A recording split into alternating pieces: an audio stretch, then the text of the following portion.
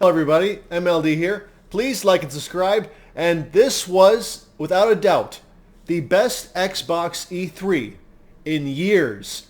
In my opinion, the best E3 they've ever had since the 360 days. Easily.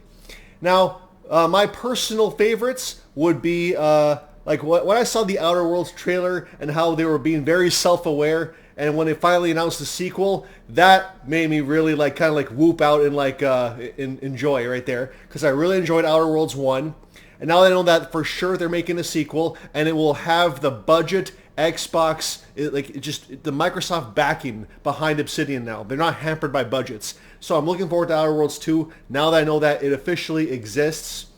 Let's see, Forza Horizon 5.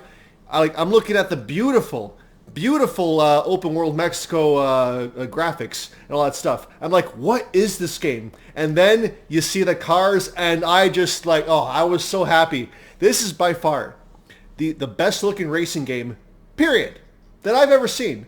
Forza Horizon, Playground, these guys just keep raising the bar. And it's come out this year. Absolutely amazing news. Looking forward to Forza Horizon 5. And they added the whole new track editor, minigame editor to keep things, from getting stale. But there's so much to do in the open world game regardless. There's so many diverse locations in the Mexico countryside. It really, really got me going there. Halo Infinite. Now, hey, look at my hat, 117. The story trailer was exactly what I wanted to see. It's more of a personal story. They're going back to the classic Halo roots, but even playing off of the plot points of Halo 4. Because it was actually, for any non-Halo lore fans watching this, it was actually a very popular theory among the lore community that there would be a second Cortana to fight the first one. So I'm glad that they're finally doing this, and just that dynamic between Chief and the new Cortana, and how they're slowly warming up to each other. I feel like that's going to be a big story, character arc payoff over the course of the game. Then of course the multiplayer. Now that looked like Halo. That is what Halo looks like and feels like and plays like, but they take it up a notch. Yeah, hey, it ain't no Forza Horizon 5 graphically, but hey, all I care about as a Halo fan is that the game plays and looks like Halo. And hey, next generation can come in all shapes and sizes. The multiplayer is 120 frames per second. I dare you to tell me any PlayStation first-party title that does 120 frames per second. Yeah, I'm not going to hold my breath. So those were my personal standouts for me. But overall, though, the conference was exactly what Xbox needed to do. And my last video was all about, will Xbox change perceptions? The answer is yes. Let's look at this here. The drought is over. Let's see. Flight Sim is July 27. Psychonauts 2, August 25th. Age of Empires 4, October 28. Forza Horizon 5, November 9. Halo Infinite, Holiday 2021. And that's just the first party. I think even As Dusk Falls is another publisher this year. They didn't mention that, but that's still presumably this year. So the drought is officially over. And that's not even including the third-party timed games. You got, The Ascent, Scorn, Gunk, Exomecha, Hello Neighbor 2, all these third-party timed games, and most of them are on Game Pass day one, so you're playing more games and saving money doing so.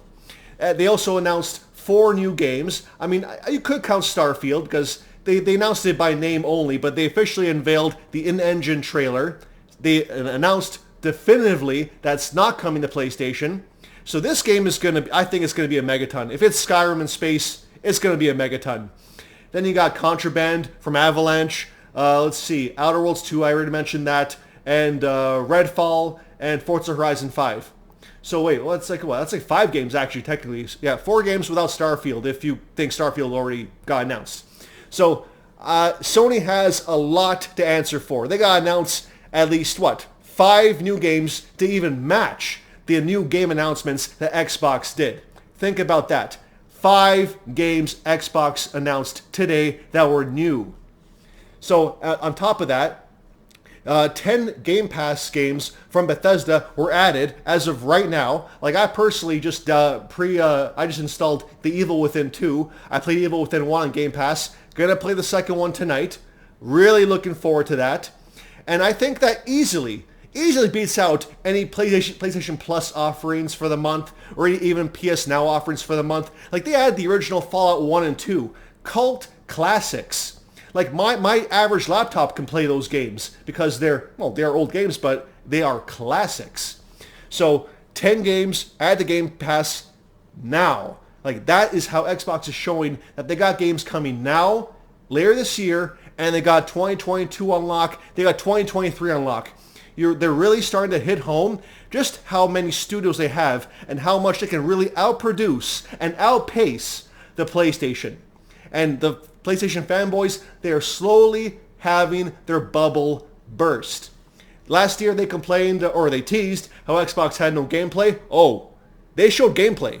I mean, sure, some trailers were CGI only, but they definitely had their fair share of gameplay moments.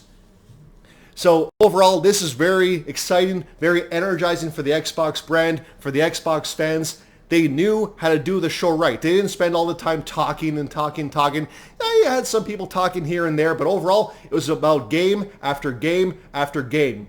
And overall, with Game Pass, the message is simple. I have more games than I have time to play.